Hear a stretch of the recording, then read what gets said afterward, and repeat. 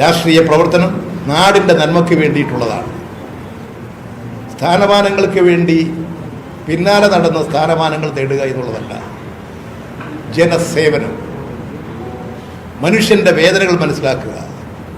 സ്ത്രീകളും കുട്ടികളും വിദ്യാർത്ഥികളും യുവാക്കളും അനുഭവിക്കുന്ന വേദനകൾ നേരിട്ട് കണ്ട് ആ വേദനകൾക്ക് ആശ്വാസം കൊടുക്കാൻ ഒരു ഡോക്ടറെ പോലെ, ഒരു രോഗിയോടുള്ള ഒരു ഡോക്ടറെ പോലെ തന്നെ അദ്ദേഹം ഈ സമൂഹത്തിൻ്റെ തന്നെ ചികിത്സയ്ക്ക് വേണ്ടി ഈ സമൂഹത്തെ മാറ്റിമറിക്കാൻ ഒരു ഡോക്ടറുടെ, ഒരു മനുഷ്യൻ്റെ രോഗനിർണയത്തിലും അതിനെ പരിഹരിക്കാനുള്ള ചികിത്സ എന്നതുപോലെ ഈ സമൂഹത്തിൽ നിലനിൽക്കുന്ന തെറ്റായ പ്രവണതകളെ മാറ്റിമറിച്ച് ഒരു പുതിയ നാടാക്കി മാറ്റാൻ, ഒരു പുതിയ പാലക്കാട് സൃഷ്ടിച്ചെടുക്കാൻ തൻ്റെ മുൻഗാമികളെല്ലാം ഉപേക്ഷിച്ചു പോയ, പല സ്ഥാനമാനങ്ങളും വഹിച്ചെങ്കിലും നാട് പഴയതുപോലെ തന്നെ നിൽക്കുന്നു.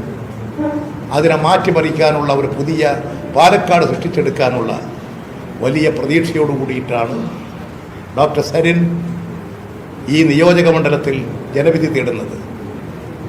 തീർച്ചയായും പാലക്കാട്ടെ ജനതയുടെ ഒരു മഹാഭാഗ്യമായിട്ടാണ് ഞാൻ കാണുന്നത്.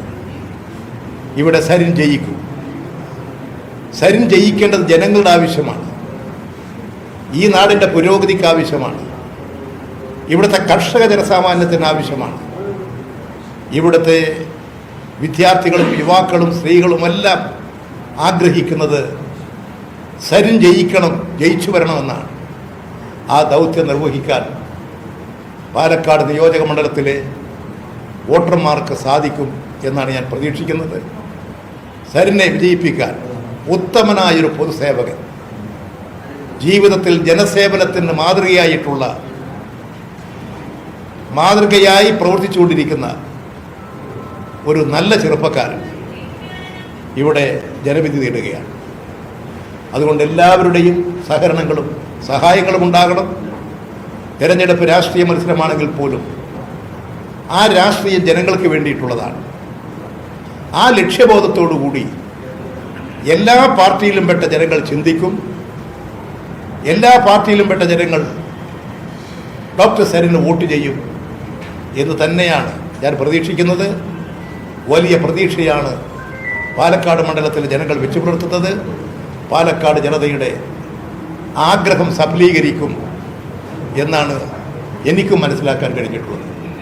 നിങ്ങൾ മാധ്യമക്കാരുടെ എല്ലാം സഹായങ്ങളും സഹകരണങ്ങളും ഈ കാര്യത്തിൽ ഉണ്ടാകുമെന്ന് ഞാൻ പ്രതീക്ഷിക്കുകയാണ്.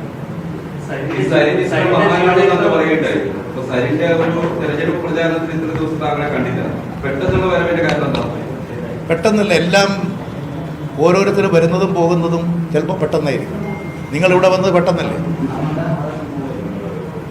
അതിൻ്റെ കാരണം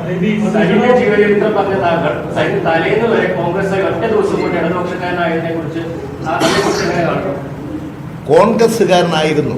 അദ്ദേഹത്തിൻ്റെ മനസ്സ് ഒരു ഇടതുപക്ഷ മനസ്സായിരുന്നു. അങ്ങനെയാണ് പലരും ഇടതുപക്ഷത്തോടൊപ്പം വന്നിട്ടുള്ളത്. ആ ഇടതുപക്ഷ മനസ്സുമായി നടക്കുന്ന അദ്ദേഹം ആ ഇടതുപക്ഷ മനസ്സിന് ഒരു സ്ഥാനം കണ്ടെത്തിയത് ഇപ്പോൾ ഇടതുപക്ഷ ജനാധിപത്യ മുന്നണിയിലാണ്, CPM-ലാണ്. അതാണ് അദ്ദേഹത്തിൻ്റെ പ്രത്യേകത. ഒരു വൻതുക ശമ്പളം പറ്റി പ്രവൃത്തി ചെയ്തുകൊണ്ടിരിക്കുന്ന ഒരാൾ ആ ജോലി ഉപേക്ഷിച്ച് സാമൂഹ്യ സേവനത്തിന് ഇറങ്ങിയല്ലേ? ആ മാഹാത്മ്യത്തെ എന്തുകൊണ്ട് കാണുന്നില്ല? നിങ്ങൾ ആ മാഹാത്മ്യത്തിന് പ്രാധാന്യം കൊടുക്കണം.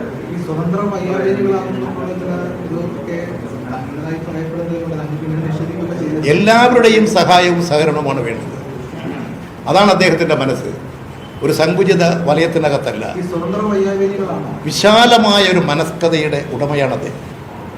എല്ലാ പാർട്ടിയിലും പെട്ടവരും ഒരു പാർട്ടിയിൽപ്പെടാത്തവരും എല്ലാ ജാതിമത വിശ്വാസികളും എല്ലാവരും സഹായിക്കുന്ന, എല്ലാവരും പിന്തുണ നൽകുന്ന ഒരു സ്ഥാനാർത്ഥിയായിട്ടാണ് അദ്ദേഹം കാണുന്നത്.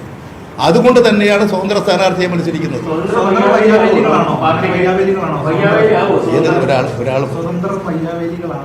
ഒന്നുമല്ല, നല്ല സ്വതന്ത്ര സ്ഥാനാർത്ഥി, ജനങ്ങൾക്ക് വേണ്ടിയിട്ടുള്ള, ജനങ്ങളുടെ പ്രിയങ്കരനായ ഒരു സ്ഥാനാർത്ഥി എന്ന നിലയിൽ തന്നെയാണ് മത്സരിക്കുന്നത്.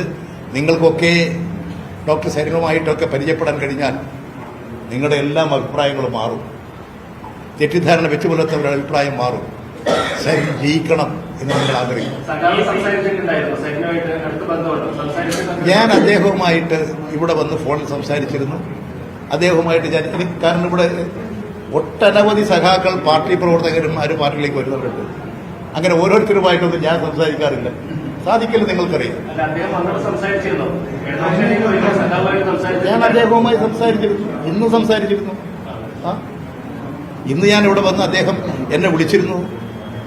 അദ്ദേഹം ഈ സ്ഥാനാർത്ഥിയാകുമ്പോൾ തന്നെ എന്നെ വിളിച്ചിരുന്നു. പക്ഷെ എനിക്ക് തോന്നുന്നു ഞാനന്ന് ഇവിടെ ഇല്ലെന്ന് തോന്നുന്നു കേരളത്തിൽ. അതുകൊണ്ടാണ് അദ്ദേഹത്തിന്റെ ഫോൺ അദ്ദേഹം വിളിച്ചതായിട്ട് അദ്ദേഹത്തിന്റെ ഫോൺ നമ്പറുണ്ട്. അതിനുശേഷം അദ്ദേഹം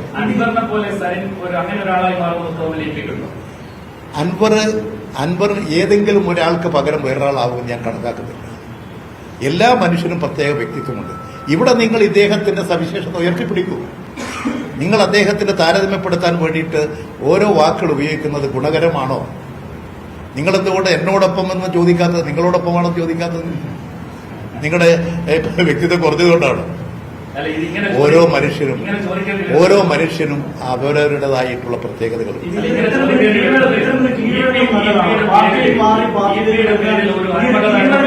ഒരു പരാമർശം ഒരു പുസ്തകത്തിന്റെ പുറത്തേക്ക് വന്നിട്ടുണ്ട്. യഥാർത്ഥത്തിൽ ഇപിയുടേതാണോ ഈ ആത്മകഥ ഇപ്പോൾ പുറത്തു വന്നത്? എന്റെ ആത്മകഥ ഞാൻ ഇപ്പോഴെഴുതിക്കൊണ്ടിരിക്കുകയാണ്. അത് പൂർത്തിയായിട്ടില്ല. ഇന്നലെ രാവിലെയാണ് കണ്ടത്. ഇന്നലെ 10:30 ഞാൻ എഴുതിക്കൊണ്ടിരിക്കുന്ന എന്റെ പുസ്തകത്തിന്റെ പ്രകാശനം. നിങ്ങൾക്കതിൽ എന്തെങ്കിലും സംശയം തോന്നിയോ? പ്രസാദനം എന്റെ പുസ്തകം, ഞാൻ എഴുതിക്കൊണ്ടിരിക്കുന്ന പുസ്തകം. ഞാനല്ലേ അത് പ്രസിദ്ധീകരിക്കേണ്ടത്. ഞാൻ എഴുതിക്കൊണ്ടിരിക്കുകയാണത്. അതെങ്ങനെയാ പ്രസിദ്ധീകരിക്കുക? ഇന്നലെ 10:30 ഞാൻ ഒരാൾക്കും അതിന്റെ പ്രസാദന ചുമതല കൊടുത്തിട്ടില്ല. എന്റെ അടുത്ത് പല പ്രസാധകരും വന്നിരുന്നു, DC ബുക്സുകാർ വന്നിരുന്നു, മാതൃഭൂമി ബുക്കിന്റെ ആളുകൾ വന്നിരുന്നു. പക്ഷേ അത് സംബന്ധിച്ച തീരുമാനം ആയിട്ടില്ല എന്ന് തന്നെ അവരോട് പറഞ്ഞു.